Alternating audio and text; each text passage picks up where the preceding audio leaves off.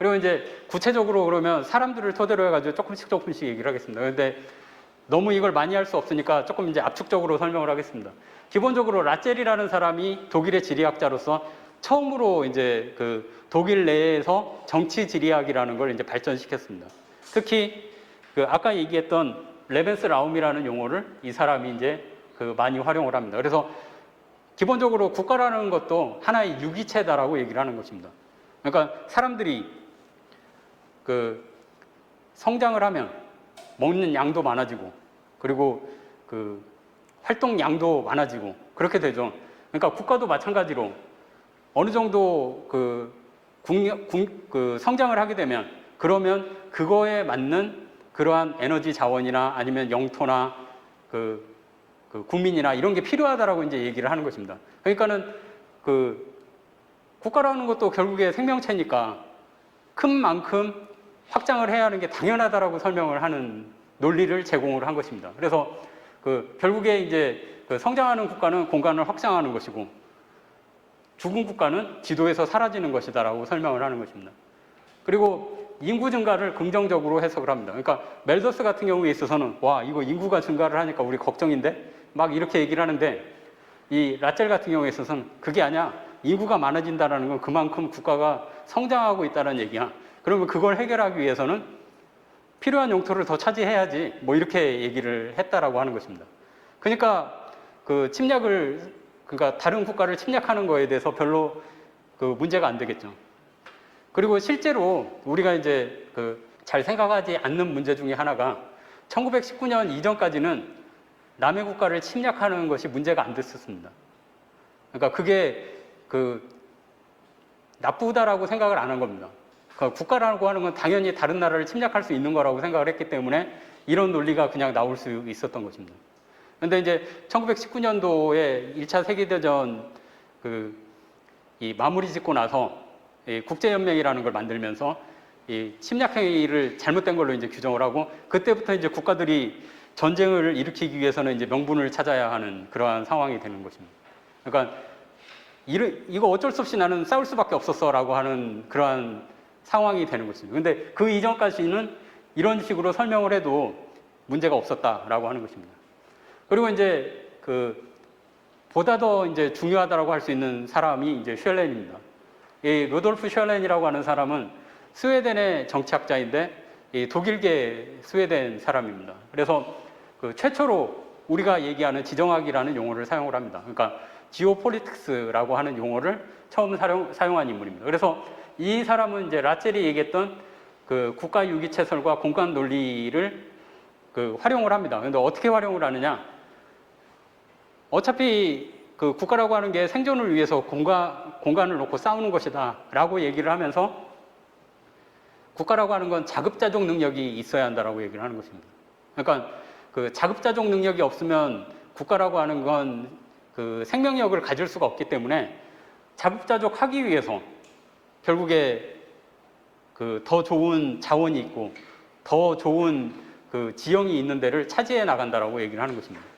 아, 저기는 내가 꼭 차지해야겠다. 그러니까 가령 이제 여러분들이 이 유럽 관련해 가지고 보면 유럽 통합과 관련해서 얘기를 할 때 ECSC라는 걸 이제 들어보셨을 겁니다. 그러니까 European Coal and Steel 커뮤니티인 것입니다. 그러니까 석탄, 철강 공동체이죠. 석탄과 철강을 공동으로 관리하면 전쟁을 막을 수 있지 않겠느냐라고 이제 얘기를 하는 것입니다. 그러니까 그렇게 예전에는 자원에 대해서 욕심이 나면 저기 석탄이 많이 매장되어 있는데 우리가 무기를 만드는데 저기 철강이 있으니까 저 용토를 차지해야 하는데 이렇게 하는 명분을 이 자급자족으로 이제 강조를 하면서 얘기를 했던 게 셜렌이라고 볼 수가 있습니다. 그리고 이제 아까 얘기했던 칼 하우스 호퍼입니다. 칼 하우스 호퍼 같은 경우에 있어서는 독일의 군사 전략가이고 그리고 지정학자입니다. 근데 이 사람은 아까 얘기했던 것처럼 1차 세계대전 이후에 다른 서구 국가들이 우리 독일을 저버린 것이다. 우리를 배신한 것이다. 그래서 우리의 독일의 권리를 회복하기 위해서는 뭔가 지식이 필요하다. 그 지식이 지정학이다라고 이제 얘기를 하는 것입니다. 그래서 이 정치적 사건을 공간과 관련해서 다루는 학문이다라고 설명을 하고 1924년도에는 이제 지정학 잡지를 만들기도 합니다. 그러니까 이 자이트 슈리프트 피어 게오폴리틱이라고 하는 잡지를 만들어서 독일에 지나가는 모든 사람들이 이 지정학이라는 게 뭔지를 알고 있다. 그리고 그 정책 결정자들이 지정학이라는 인식을 갖고서 접근을 하면 그러면 우리가 그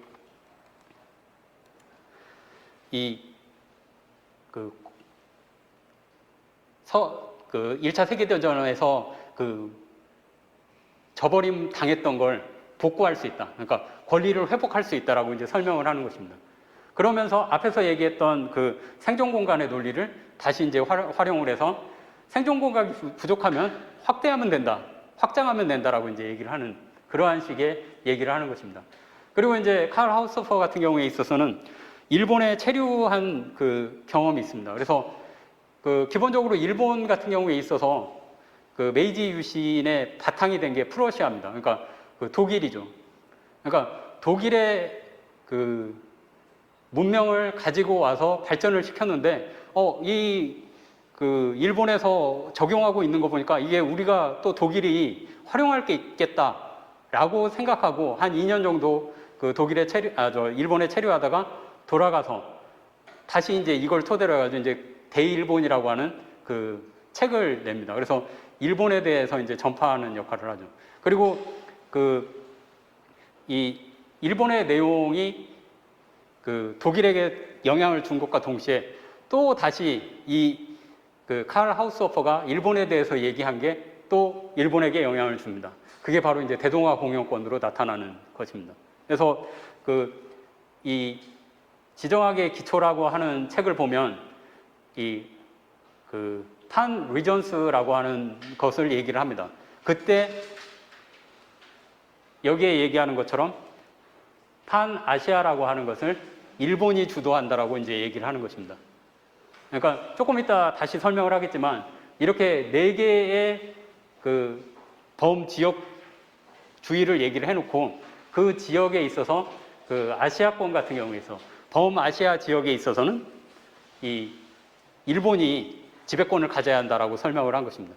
그것은 바로 좀 전에 얘기했던 것처럼 이 일본의 체류 경험이 이제 바탕이 되었다라고 할 수가 있습니다. 그리고 이제 어떻게 보면 이제 라첼과 셸렌의 사상을 발전시켜서 레벤스라움이라든지 오타키라고 하는 그러한 개념들이 또 설명이 됩니다. 그래서 레벤스라움이라고 하는 것은 앞에서 나온 그런 내용입니다. 그러니까 이미 우리가 배웠던 내용이기 때문에 추가적으로 설명하지 않아도 될 것 같습니다. 근데 이제 대륙국가 우세론은 추가적으로 설명을 할 필요가 있습니다. 그러니까 대륙국가 우세론이라고 하는 것은 일단 기본적으로 해양국가하고 대륙국가가 있다라고 하면 대륙국가가 더 유리하다라고 설명을 하는 것입니다. 왜 유리하냐라고 했을 때 이 교통수단이나 뭐 이런 것을 이제 얘기를 하는 것입니다. 실제로 유럽 중심으로 이제 설명을 하는 것이죠. 그러니까 유럽 입장에서 봤을 때는 대륙국가들이 해양으로 나아가기 위해서는 러시아든지 아니면 독일이라든지 이런 국가들이 힘을 모아가지고 다른 국가들을 해양으로 나갈 수 있는 다른 국가들을 그때 차지하면 된다라고 이제 설명을 하는 것입니다. 그러니까 기본적으로 대륙을 활용할 수 있는 국가들이 통합이 되고 그리고 힘을 뭉치게 되면 그 이후에 해양력을 확보하는 건 어렵지 않다라고 설명을 하는 것입니다. 그러니까 이 내용이 부분적으로 나중에 중국이 육해 복합 지정학을 얘기를 할 때 이제 차용이 되는 것입니다. 그러니까 처음에는 그냥 이제 해양력만 얘기를 하다가 그것이 아니라 우리가 이제 해양력을 확보하기 전에 대륙을 고민을 해봐야 할까? 뭐 이런 고민을 해보고 또 반대로 해양을 먼저 할 수는 없을까? 뭐 이런 것도 고민해보고 이런 배경이 이 대륙국가 우세론에서 이제 나온다라고 이해를 하시면 됩니다. 여기에서 그리고 이제 이것은 추가적으로 그냥 얘기를 하면 판 아메리카는 기본적으로 멀로 독트린에서 나온 것입니다. 그러니까 범아시아 지역에 있어서는 미국이 지배권을 갖는 것이다. 그리고 이 유라프리카라고 하는 데는 러시아가 이제 지배권을 갖는 것이다. 그리고 유라프리카는 이제 독일이 갖는 것이다. 그러니까 지금 판 러시아는 여기죠. 그러니까 나중에 배우겠지만 이제 하틀랜드를 중심으로 해가지고 뭐 인도나 이런 지역을 이제 다 그 아우르는 지역이 판 러시아고 여기는 이제 러시아가 차지한다라고 얘기를 하는 것입니다. 그래서 그 판 아메리카, 그 범 아메리카 그리고 좀 이상합니다. 범 미국 그리고 그 범 유라프리카 그리고 범 러시아 그리고 범 아시아 뭐 이렇게 해가지고 4개로 나누고 이 4개의 지역은 모두가 자급자족이 가능한 지역이다라고 설명을 하는 것입니다. 자기의 사상을 다 아우른 것이죠. 그리고 아까도 얘기했지만 이런 얘기를 하니까 일본 같은 경우에는 더 자신감을 가질 수가 있겠죠. 그 하우스 오퍼 얘기를 들어보니까 우리는 그럴 자격이 있어 이렇게 생각을 하는 것이. 그리고 이제 앞에서 얘기를 한 건 어떻게 보면 그 독일식 지정학이라고 할 수가 있고 어떻게 보면 아까 얘기했던 것처럼 팽창주의 논리를 뒷받침하는 그러한 논리들이라고 볼 수가 있습니다. 근데 이 그 알프레드 마한이나 아니면 그 맥킨더나 그리고 스파이크만이나 이제 뒤에 배우는 이 세 사람 같은 경우에 있어서는 영미식 지정학이라고 볼 수가 있고 이 영미식 지정학에 해당되는 사람들은 자기 국가들이 강대국이 되려고 하면 어떻게 해야 할까를 고민하는 사람들입니다. 그러니까 기본적으로 이 지정학이라고 하는 것이 아까 얘기했던 것처럼 중국이 활용하기에 그 좋은 요소들을 많이 갖추고 있다라고 볼 수가 있습니다. 그런데 알프레드 마한 같은 경우에 있어서는 그 미 해군 장교 출신인데 그 해군 대학에서 강의를 합니다. 그 강의하면서 이런 내용을 가르친 것입니다. 그러니까 해양력이 유럽과 미국의 역사에 끼친 영향을 그 정리를 해가지고 그 학생들에게 이제 생도들에게 가르친 것이죠. 그리고 그걸 정리해가지고 이제 책으로 낸 것이 바로 이 그 The Influence of Sea Power Upon History라는 책입니다. 그리고 이 책은 그 전 세계의 많은 국가들에게 영향을 미쳤고 특히 미국의 시어도어 루스벨트에게 영향을 미칩니다. 그래서 시어도어 루스벨트 같은 경우에 있어서 큰 함선을 만들어가지고 백색 함대라는 이름을 붙여서 전 세계를 이제 일주하는 그러한 모습도 보여주는 것입니다. 근데 이 사람은 이제 해양력 발전에 미치는, 그러니까 해양력이 그 유럽과 미국이 강대국이 되는 데 있어서 필요하다라고 하는 걸 제시를 한 것이고 그 중요한 이유를 이제 영국의 역사에서 이제 보여주는 것입니다.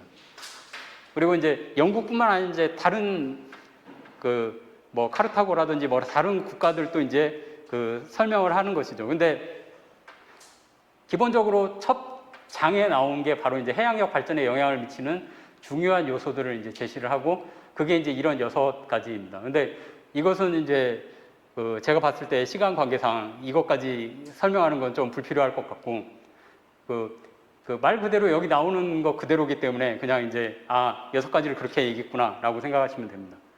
그리고 이제 이 마한 같은 경우에 있어서는 아시아 지역, 아시아의 북위 30도와 40도 사이가 그 분쟁이 일어날 가능성이 많다. 그러니까 영국과 러시아가 충돌할 가능성이 있는 지역이다라고 얘기를 합니다. 그러니까 결국에는 이 지역도 이 우리가 얘기하는 바로 이제 하틀랜드 언저리가 되는 것입니다. 그리고 이제 또 다른 학자로는 이제 맥킨더라는 학자가 있습니다. 맥킨더 같은 경우에 있어서는 아까 그 쉘렌이라고 하는 사람이 지정학이라는 용어를 그 최초로 사용한 사람이라고 하면 이 맥킨더는 그러한 이론들을 잘 정리해서 하나의 학문으로서 그 포장을 한 사람이라고 볼 수가 있습니다. 그래서 그 특히 이제 이 더 지오그래피컬 피벗 오브 히스토리라고 하는 그 논문 같은 경우에 있어서는 그 이 피벗 에어리어라고 하는 걸 중심으로 해가지고 이 대륙의 중심이 중요하다라고 하는 얘기를 하는 것입니다. 그리고 피벗 에어리어가 제가 이제 아까부터 자꾸 얘기를 했던 바로 그 하틀랜드라고 하는 것이고 하틀랜드가 바로 이제 소련이 차지하고 있는 지역을 그러니까 대충 소련이 차지하고 있는 지역과 거의 비슷하다라고 볼 수가 있습니다. 그리고 이 이해를 위해서 이제 먼저 보면 이 지역이 이제 하틀랜드라고 하면 그 여러분들이 지도에서 볼 수 있듯이 이 대부분의 그 소련 지역과 그 그러니까 소련 지역이죠. 그리고 러시아와 그 과거에 이제 소련에 있었던 지역들이 이제 포함되는 게 하틀랜드입니다. 그리고 이제 이 피벗 에어리어라고 얘기를 했던 이유는 여기가 이제 해양이죠. 해양에서 여기를 접근하려고 하면 여기를 거쳐야죠. 그러니까 이 영토를 지나야 하기 때문에 하틀랜드라고 하는 지역은 해양 세력으로부터 방어에 유리하다라고 얘기를 하는 것입니다. 그러니까 해양 세력들이라고 하는 건 배 타는데 능숙한 사람들인데 그런 사람들이 다시 여기 육지에서 싸움을 하고 거쳐와서 공격을 해야 하기 때문에 이 대륙 세력이 더 유리하다라고 하는 그러한 논리를 이제 제공을 하는 것입니다. 아이고, 이 친구가 왜 계속 나올까요? 그리고 이제 그러한 의미에서 이런 얘기를 하는 것입니다. 이제 하틀랜드라고 표현을 바꾸고 나서 그 동유럽을 차지하는, 동유럽을 관리하는 국가가 하틀랜드를 관리하고, 그리고 하틀랜드를 통제하는 국가가 더 월드 아일랜드, 그러니까 이제 월드 아일랜드라고 하는 것은 이제 하틀랜드 바깥쪽에 있는 섬나라 국가들을 이제 얘기를 합니다. 그래서 그리고 이제 중국도 이제 여기에 포함이 됩니다. 그래서 이러한 국가들을 통제할 수 있다라고 얘기를 하는 것이고, 이 월드 아일랜드를 통제하게 되면 그런 국가는 이 세계를 지배할 수 있다, 통제할 수 있다라고 얘기를 하는 식으로 얘기합니다. 그래서 결국에는 이 대륙 세력인 러시아가 세력 확대에 유리하다라고 얘기를 하는 것이고, 그리고 이 초승달 지역, 그러니까 아까 얘기했던 그 바깥에 있는 지역을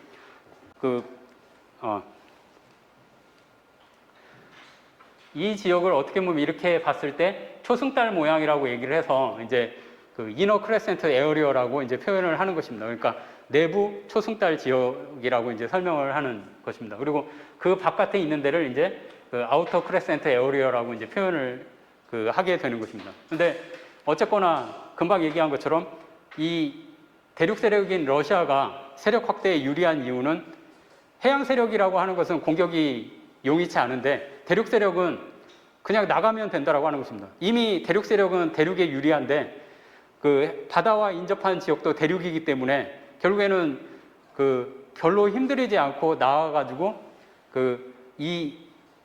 바다를 인접한 지역의 해양력을 활용해가지고 해양 세력을 공격할 수 있다라고 하는 점에서 러시아가 세력 확대에 유리하다라고 이제 설명을 하는 것입니다. 그래서 전후, 그러니까 그러니까 세계대전이 끝난 이후에 독일 점령을 막기 위해서는 미국, 영국, 프랑스가 협조해야 한다. 소련이 독일 점령을 막아야 한다라고 하는 얘기는 소련이라고 하는 독일이라고 하는 나라도 아까 얘기했던 이 그림에서 이 림랜드에 해당되는 것입니다. 이쪽이니까. 이쪽에 해당되기 때문에 림랜드에 해당되는 것이죠. 독일도.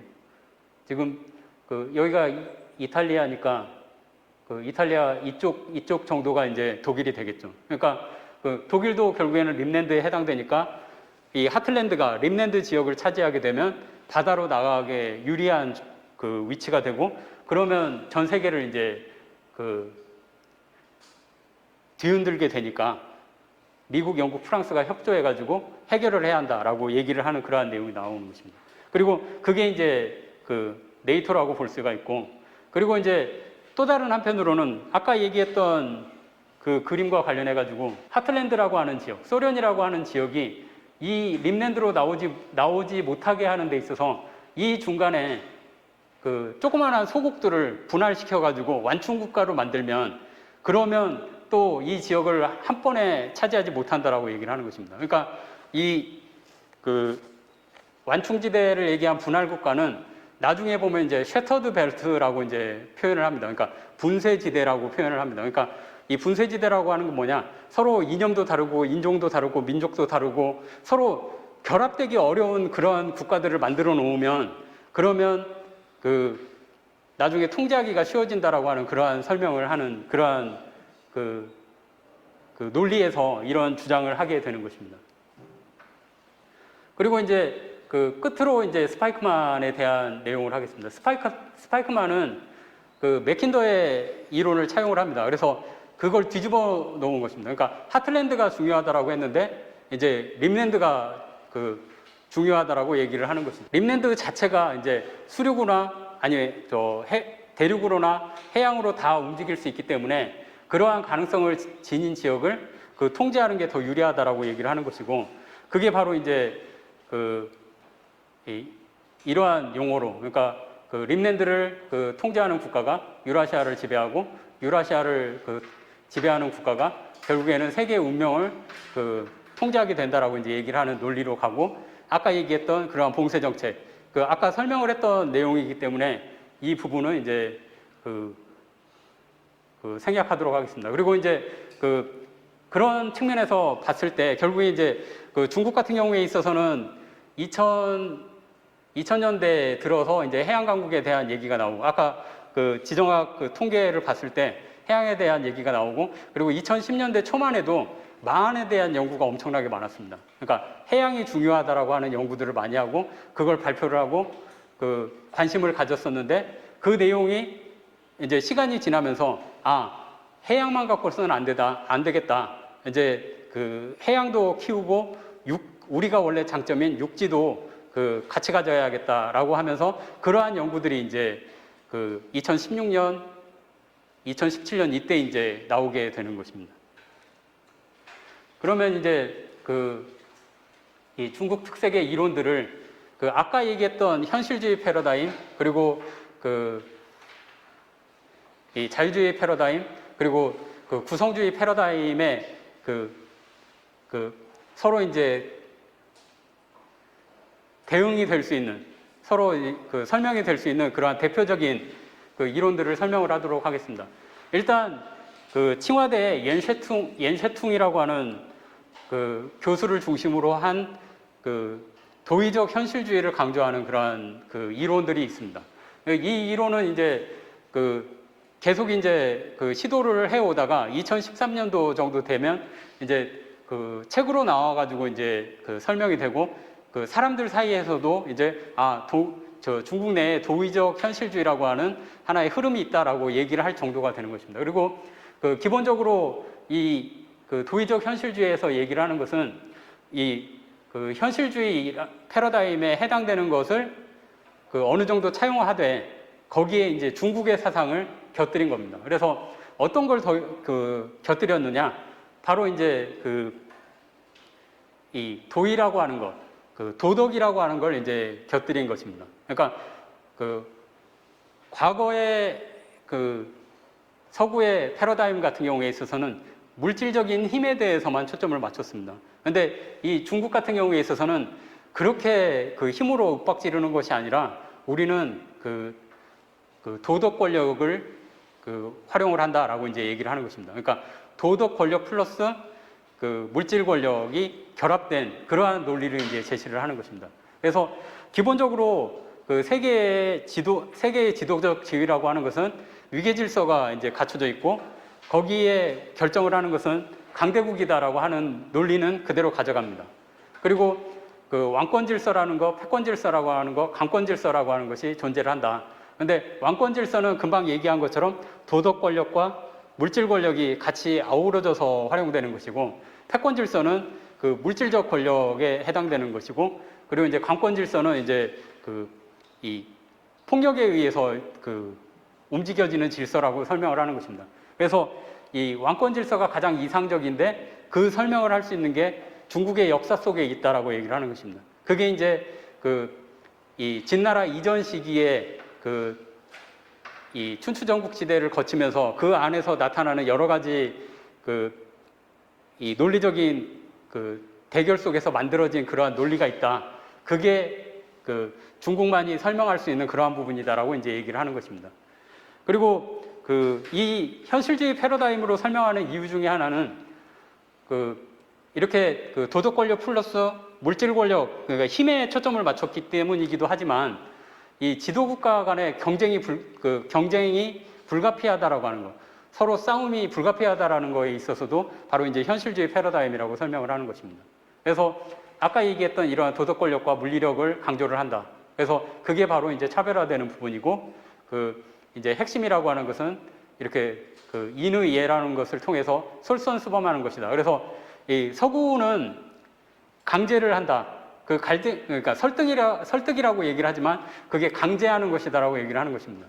근데 이 중국의 도의적 현실주의는 도덕 권력이라는 걸 통해 가지고 먼저 이렇게 모범을 보여주고 그걸 따라서 하게 만든다라고 이제 얘기를 하는 것입니다.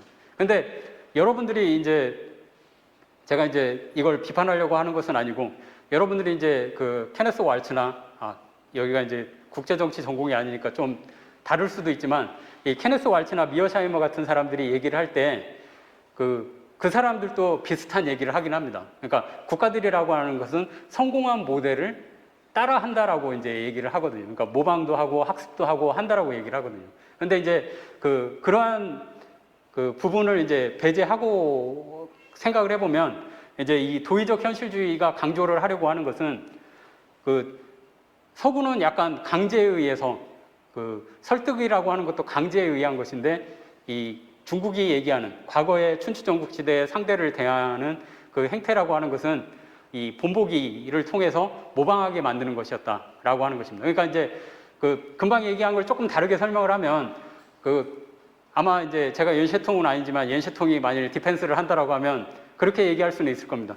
그러니까 서구에서 얘기하는 것도 모방이라고 얘기하지만 그건 모범을 보여서 따라하는 게 아니라 자기들이 살기 위해서 성공한 걸 따라하는 거잖아. 근데 중국 같은 경우에 있어서는 그게 잘하는 거니까 좋은 거니까 따라하는 거다라고 이제 설명하는 게 이 옌쉐통의 도의적 현실주의라고 볼 수가 있습니다. 그리고 이제 이 천하 체계 이론이라고 하는 것이 있습니다. 이건 이제 티엔샤를 얘기하는 겁니다. 그러니까 우리가 이제 알고 있는 그 천하 개념, 그러니까 그 중화 이론 얘기할 때 얘기하는 그 천하 중심으로 설명하는 걸 얘기를 하는 것입니다. 그래서 자오팅양이라고 하는 학자가 이제 그 대표적인데 그 핵심은 아까 얘기했던 베스트팔렌 체제에 대해서 새롭게 해석을 하는 것입니다. 그러니까 베스트팔렌 체제라고 하는 것은 30년 전쟁을 종식시키면서 조약을 체결합니다. 그러니까 민스터 조약과 오스나브리크 조약을 체결을 하면서 국교든 신교든 군주가 채택한 종교를 그 영토 내에서는 마음대로 가져도 된다라고 하는 논리를 제공을 한 겁니다. 그래서 거기에서 비로소 이제 주권국가의 개념이 나오고 그리고 이제 국가의 독립성이 존중을 받게 되었다라고 얘기를 하는 것입니다. 근데 자오팅양이 얘기할 때는 그러다 보니까 무정부 상태라고 설명을 하는 거고, 왜냐하면 저마다 다 똑같은 존재로서 인정이 되는 국제사회니까 무정부 상태가 되는 것이고 설명이 되는 것이고, 그리고 이제 제로섬 게임이 이제 일반화된다라고 이제 설명을 하는 것입니다. 그리고 이제 무정부 상태라고 얘기한 베스트팔렌 체제라고 하는 것은 결국에 이제 전쟁을 할 수밖에 없는 상황이 반복되는 데 반해서 이 동양의 천하라고 하는 것은 위계 질서는 갖고 있지만 그렇다고 그래가지고 서구처럼 국가들이 함부로 싸움에 나서지는 않는다라고 얘기를 하는 것입니다. 그러니까 이제 비판을 하는 사람들은 어떻게 보면 자의적으로 몇 개의 사례들을 묶어서 설명을 하니까 그렇게 되는 거지, 실제로 중국 내에서 과거에 있었을 때 전쟁이 없었던 것도 아니고 분쟁도 없었던 것이 아닌데 어떻게 그렇게 하느냐라고 하는 거에 대해서 이제 이 자오팅양이 설명하는 것은 서구의 경우에 있어서는 기본적으로 국가들이라고 하는 것을 다 존중을 해야 하는 상황이기 때문에 전부 경쟁을 할 수밖에 없다라고 얘기를 하는 것입니다. 그러니까 칸트의 영구평화론이라고 하는 개념도 결국에는 주권국가가 기반이 되어 있기 때문에 그 국가들이 이익을 침해받으면 가만히 있을 수가 없는 그러한 상황이고, 그렇기 때문에 갈등은 불가피하다라고 이제 얘기를 하는 것입니다. 그런데 반면에 이제 천하체계라고 하는 것은 과거에는 중국을 중심으로 한 이 아시아 지역만 해당되었다라고 보면 지금 현재는 이 전 세계를 아우르는 개념이라고 이제 얘기를 하는 것입니다. 그리고 그것이라고 하는 것은 하나의 이제 가족 개념이라고 가족의 확대판이라고 생각을 하는 것입니다. 그러니까 가족의 확대판이기 때문에 아버지, 어머니가 있고 그 밑에 이제 자식들이 있고 뭐 이러죠. 어쨌거나 이제 이렇게 서열이 있다 보니까 그러다 보니까 이제 함부로 질서가 무너지지 않는다라고 이제 강조를 하는 것입니다. 그리고 경계가 없다라고 하는 것입니다. 왜냐하면 통이기 때문에 세계 전체를 통으로 보는 것이기 때문에 내부성만 존재하고, 그런 측면에서 과거의 조공체계와는 다르다라고 설명을 하는 것입니다. 그래서 결국에는 전 세계적 문제를 해결하는 데 있어서 천하체계가 설명을 갖는 것이다라고 얘기를 하는 것이고, 마지막으로 이제 관계이론을 얘기를 하는 것입니다. 아까 제가 이제 구성주의에 대해서 설명을 했었죠. 구성주의라고 하는 것은 기본적으로 주어진 것이 아니라, 구조라고 하는 것이 주어진 것이 아니라 이 그 서로 상호작용을 통해서 그 관계를 통해서 만들어진다라고 얘기를 했습니다. 그러니까 이 그 친야층을 중심으로 한 그 구성주의라고 하는 것, 과정 구성주의라고 하는 것은 서구의 구성주의 패러다임의 변형이라고 볼 수가 있습니다. 그래서 그 여기에서 강조를 하는 것은 기본적으로 그 동양은 관계가 중요하다라고 하는 것입니다. 그러니까 뭘 해도 상대와 나의 관계를 항상 생각을 한다라고 하는 것입니다. 그러니까 그 뭐 하나 결정을 할 때도 저 사람하고의 관계를 생각했을 때, 그러니까 우리가 이제 뭐 그 부탁을 들었을 때도 그 부탁에 대해서 대응을 할 때도 그 관계를 고려를 하죠. 앞으로의 관계를. 우리 동양은 그렇다라고 설명을 하면서 이 사람이 그 관계성이 정체성을 결정을 하고 결국에는 그 관계성이 권력을 형성한다라고 얘기를 하면서 이 하나의 관계가 그 행동의 원동력이다라고 얘기를 합니다. 이건 어떻게 보면 웬트의 구성주의하고 비슷하긴 합니다. 그런데 하나 더 다른 건 이 중용의 변증법, 그러니까 그 서구의 변증법이라고 하는 건 이분법적인 데 반해서 이 동양의 변증법이라고 하는 것은 그렇게 이분법적이지 않다라고 하는 것입니다. 그러니까 이렇게 얘기하는 것처럼 태극이라고 하는 그림을 보면 태극 안에 그 하얀색 안에 검정 점이 있고 또 이 검은 그림 밑에 또 이제 하얀 점이 있듯이 이렇게 아우러져 있는 조화를 이루는 것이다라고 얘기를 하는 것입니다. 그러니까 나뉘어져 있는 것이 아니다, 이분법적인 것이 아니다라고 얘기를 하고 그것을 이제 그 서양 체스의 말이나 그 바둑돌로 비유를 합니다. 그러니까 서양의 체스는 역할이 정해져 있습니다. 그러니까 장군이면 장군, 기사면 기사, 왕이면 왕, 여왕이면 여왕 이런 역할이 부여가 되어 있는데 바둑돌은 그냥 흰색과 검정색 이렇게 있고 그 역할은 어디에 놓여지느냐, 어떤 관계가 형성되느냐에 따라서 달라진다라고 설명을 하는 것입니다. 그러면서 그 결국에 이 중국에서 얘기하는 중국 특색의 그 구성주의라고 하는 것은 그 과정 구성주의다. 그래서 서구와는 다른 그러한 논리다라고 이제 소개를 하는 것입니다. 그래서 그 이제 그 결론적으로 얘기를 하면 이 주류의 이론, 그러니까 서구의 주류의 이론으로부터 벗어나려고 하는 노력을 하고 있다라고 할 수가 있고 그것은 기본적으로 중국의 전통 사상이나 역사를 배경으로 이제 그 활용을 하는 것입니다. 특히 이제 그 춘추전국 시대 혹은 이제 주나라 뭐 이런 그러니까 진 이전의 시기에 그 역사나 전통을 이제 제시를 하는 것이죠. 그리고 그 살펴본 것처럼 기본적으로 서구의 국제 정치 이론에서 그 발전이 되는 그러한 내용들이라고 하는 것을 알 수가 있습니다. 그리고 그 중국의 부상이라고 하는 그러한 내용들을 또 이제 제가 이제 설명을 좀 건너뛰긴 했지만 시기적으로 보면 그 중국의 부상과 관련돼 가지고 그 공격을 받을 때 그걸 디펜스하거나 뭐 이러한 배경에서 만들어진 부분도 있다라고 하는 것입니다. 그리고 이제 역시 사회주의 국가다 보니까 그 역할, 그러니까 사회주의 국가 정책에 복무하는 부분도 분명히 존재한다. 근데 이것은 금방 얘기했던 그러한 그 세계의 학자들에게 나타나는 것이 아니라 이 외의 다른 학자들에게서 나타나는 현상이라고 볼 수가 있습니다. 그리고 이제 중국의 특색이 너무 강조되다 보니까 그 학문의 이론화를 또 저해하는 요소도 나타난다. 그럼에도 불구하고 중국에서 기대할 수 있는 건 서구에서 유학한 학자들의 역할이 있다.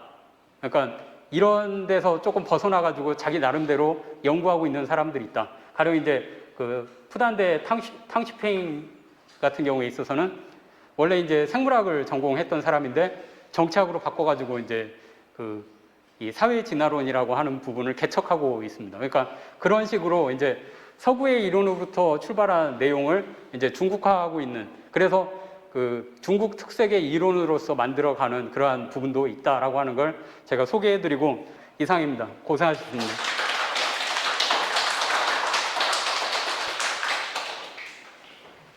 네, 지금 수업 잘 들었는데 일단 질문 하나만 제가 하고 그리고 혹시 예. 질문 있는 학생들 그 다음에 질문 받도록 하겠습니다. 예. 지금 여러 가지 지정학적 이론에 처음부터 쭉 설명해 주신 다음에 중국의 최근에 주요 학자들, 국제정치 쪽에서 제일 유명한 이엔슈에통을 비롯한 3명의 학자들의 생각을 설명해 주셨는데 제가 궁금한 거, 그러면 이런 학자들의 생각을 바탕으로 해서 지금 저희 제목에 나와 있듯이 시진핑 시기에 국제 정치 전략의 주요 특징은 무엇이고 이게 한국에 미치는 영향이 어떤 것들이 있는지 좀 간략하게 설명해 주실 수 있을까요? 예, 이것부터 그러면 답변을 드리면 되나요? 예, 그러면 앞에서 설명한 것처럼 이 중국이 1대1로라고 하는 것을 입안을 한 배경도 어떻게 보면 지정학이라고 볼 수가 있습니다. 그러니까 1대1로라고 하는 것이 대륙으로 나가는 것과 해양으로 나가는 걸 다 아우르는 것입니다. 그러니까 그것이 처음에 2012년도에 이 얘기를 꺼내고 2015년도에 이제 하나의 구체화 되어가지고 이 실행에 들어가는 데 있어서 아까 얘기했던 마한의 해양역뿐만 아니라 이제 대륙에 대해서도 관심을 갖는 것이라고 볼 수가 있는 것이죠. 그리고 이제 대륙에 관심을 갖는 데 있어서 일단 우선적으로 지금 접근이 되는 곳이 제가 설명을 하지는 않았지만 바로 이제 하틀랜드라고 하는 지역과 관련해서 유라시아라고 하는 지역이 있는 것입니다. 그러니까 이 하틀랜드 전체는 아니지만 하틀랜드 언저리에 있는 지역에 대해서 지금 이제 중국이 그 지역에 대해서 이제 영향력을 확보를 하려고 하는 노력이 있는 것이죠. 그게 어떻게 보면 상하이 협력기구도 그것에 해당되는 것이고 또 이 1대1로도 거기에 해당되는 것입니다. 근데 그것이 지정학적으로 설명을 했을 때는 해양뿐만 아니라 기존에 갖고 있던 대륙 세력으로서의 영향력을 확대하려는 것도 이제 보여주는 것이다라고 할 수가 있습니다. 그리고 대륙 세력으로서 영향력을 행사하다가 왜 갑자기 해양 세력을 강조를 했느냐라고 하는 것은 해양 세력이 해양력이 그동안 지체되었던 부분이 있다 보니까 강조점을 더 두었던 것이라고 볼 수가 있습니다. 그러니까 과거에 냉전 시기에는 대륙으로부터 오는 위협이 너무 많았습니다. 그러니까 14개 국가와 접경을 하고 있다 보니까 특히 그 가운데는 이 소련과도 분쟁이 있었고 인도하고도 분쟁이 있었고 그 외에 이제 국가들과도 이제 분쟁이 있는 국가들이 있었기 때문에 그 문제가 해소되기 전까지는 해양에 관심을 돌릴 수가 없었던 것입니다. 그런데 이제 냉전이 종식되고 그리고 냉전 종식되고 나서 고르바초프가 베이징에 방문을 해서 야 우리 이제 사이좋게 지내자라고 이제 화해 제스처를 보내고 그거에 대해서 이제 중국도 그렇게 하자라고 하는 입장이 되니까 조금 이제 대륙으로부터의 위협으로부터 벗어날 수 있는 요소가 있었다라고 하는 것입니다. 그러다 보니까 장점인 시기에 그때 이제 해군력 근대화를 시작을 합니다. 그러니까 해군력을 새롭게 이제 보강을 해 나가는 시기가 그때였다라고 하면 이제 그걸 더 노골화 시킨 게 이제 후진타오 시기죠. 후진타오 시기에서는 이제 여러분들이 알고 있는 이제 항공모함을 이제 사와가지고 그걸 새롭게 이제 이 개조를 해서 중국식으로 이제 선보이는 거죠. 그런 배경하에서 이제 시진핑 시기에서는 그걸 이제 대외 정책으로 천명을 한 겁니다. 그러니까 대외 정책으로 천명하는 데 있어서 하나의 기본 베이스가 아까 설명했던 그러한 지정학이다라고 하는 것을 이제 얘기를 하는 것입니다. 그리고 특히 그걸 알 수 있는 게 지정학 논문이 그때 그만큼 더 증가했다라고 하는 것이 그러니까 이제 이건 어떻게 보면 우연의 일치일 수도 있지만 제가 봤을 때는 무관치 않다라는 생각이 드는 게 특히 이제 이 1대1로와 관련해 가지고 이 해양력 육해 복합 지정학에 대한 논문이 나온 시기도 그렇거니와 1대1로에 대해서 얘기를 하는 것도 이제 중국의 왕지스라고 하는 학자가 서진 전략을 이제 제시를 합니다. 그러니까 우리가 이제 서쪽으로 나아가야 한다. 서쪽으로 나가야 할 필요성에 대해서 지정학적으로 설명을 하거든요. 그러니까 그렇게 함으로 인해 가지고 대륙에 대해서도 이제 우리가 까먹지 말고 계속 영향력을 확대해야 하고 그리고 해양에 대해서 기존에 갇혀왔던 그러한 내용을 토대로 해가지고 또 이제 우리도 나아갈 수 있게 해야 한다라고 하는 것입니다. 그리고 해양력이라고 하는 것을 이제 중국이 강조할 수밖에 없는 이유는 역사적으로도 자기들이 이제 뼈저린 경험이 있는 것이죠. 왜냐하면 기본적으로 아시아 지역에서 잘 살고 있다가 힘을 잃게 된 연원이 해양 세력으로부터 온 것이었습니다. 그러니까 서구의 국가들이 다 해양 세력들이었는데 그 세력들이 와가지고 무너뜨리고 또 이 내전을 치르고 나서 대만을 완정하려고 하는 데 있어서도 걸림돌이 바로 이제 해양력이 약해서 완수하지 못했거든요. 그러다 보니까 마오쩌둥도 해군력에 대해서는 늘 염두에 뒀지만 이 대륙에서의 위협 때문에 못했다라고 하는 것도 이제 같이 생각을 해보시면 결국에는 이 해양력에 대한 목마름이 분명히 있었고 그게 이제 해소되면서 조금씩 갔다가 이제 우리가 강대국으로서 역할을 하려고 하면 해양으로도 나아가야 하고 그리고 대륙에 대한 그러한 기존의 힘도 놓치면 안 된다라고 생각을 하는 그러한 지정학 인식이 있었다라고 하는 것입니다.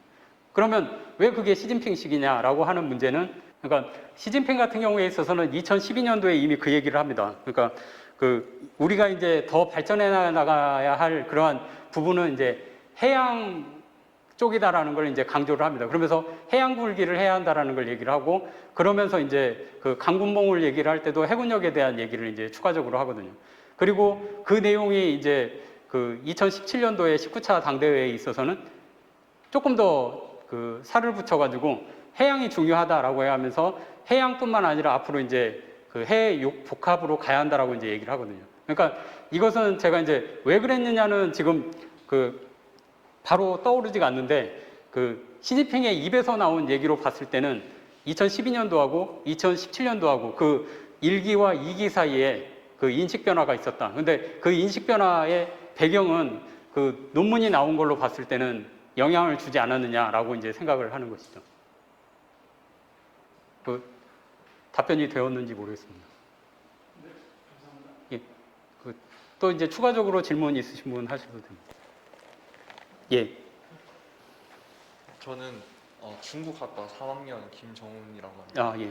저는 정치에 관심이 많아서 정치외교학과 부전공을 하고 있어서 교수님이 처음에 설명해 주신 현실주의, 자유주의와 구성주의에 대해서 작지나마 이렇게 배운 적이 있는데 그게 실제로 중국 안에서 중국화가 이루어진다는 거 되게 흥미롭게 들었는데 이렇게 국제정치 이론의 중국화가 중국의 실제 국제정치 전략에 어떤 이점을 가져주는지에 대해서 묻고 싶어요. 왜 이런 이론의 중국화를 하는지 이 자체에 대해서 궁금합니다.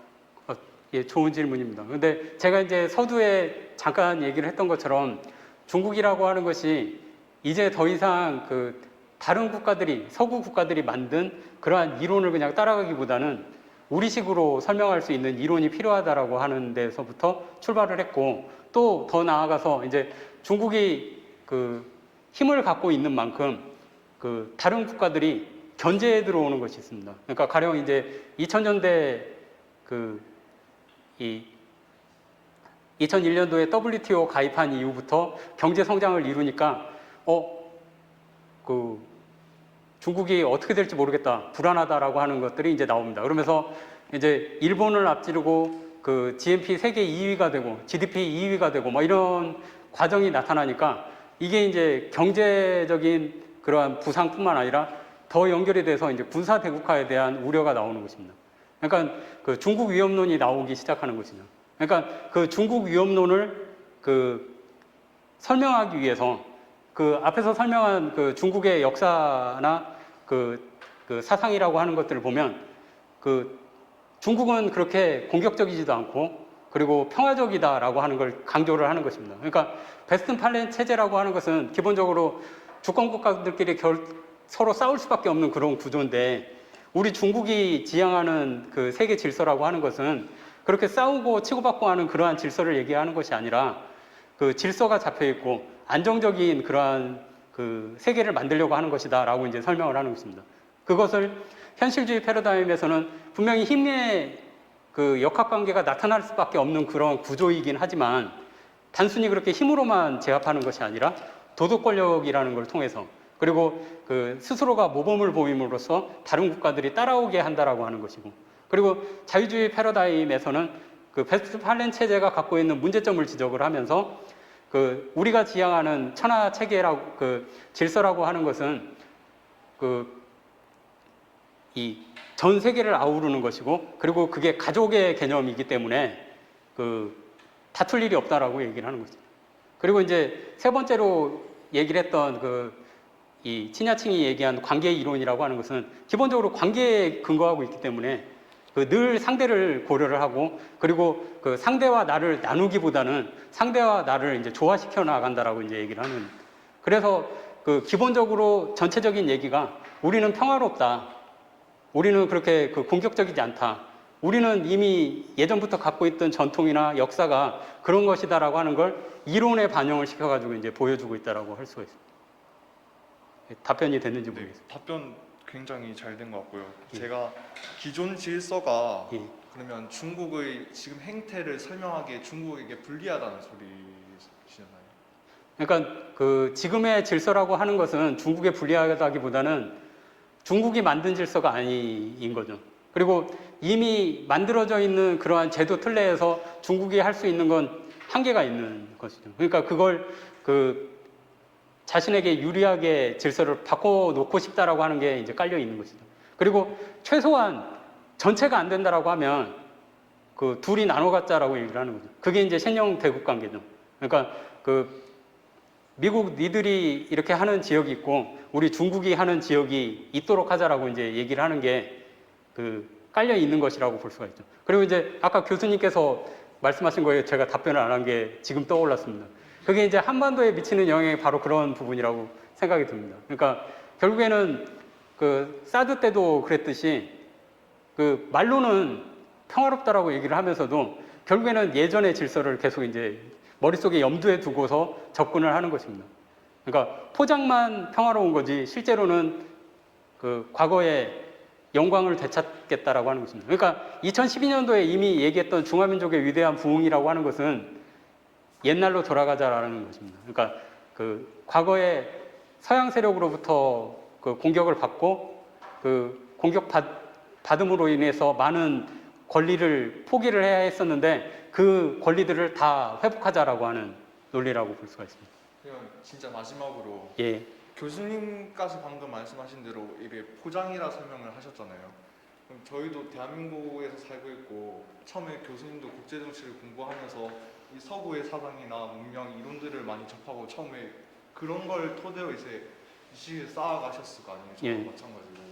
그러면 이 중국에서 말하는 이 국제정치 이론과 이런 전략이 실제로 교수님이 보시기에 앞으로 이게 효과적으로 먹혀 들어갈 수 있을지 아니면은 주류 이론에 그냥 굴복할지 여기에 대해서 마지막으로 궁금합니다. 그건 좋은 질문이기도 하고 답변하기가 참 어려운 질문이긴 한데 그냥 제 개인적으로 생각을 했을 때는 쉽지는 않을 거라고 생각을 합니다. 근데 그럼에도 불구하고 이게 계속 발전시켜 나가다 보면 처음에 제가 이제 중국이 이론에 대해서 고민하는 문제에 있어서 두 번째로 얘기한 게 보편성과 특수성에 대해서 중국에서 고민을 하는 게 있습니다.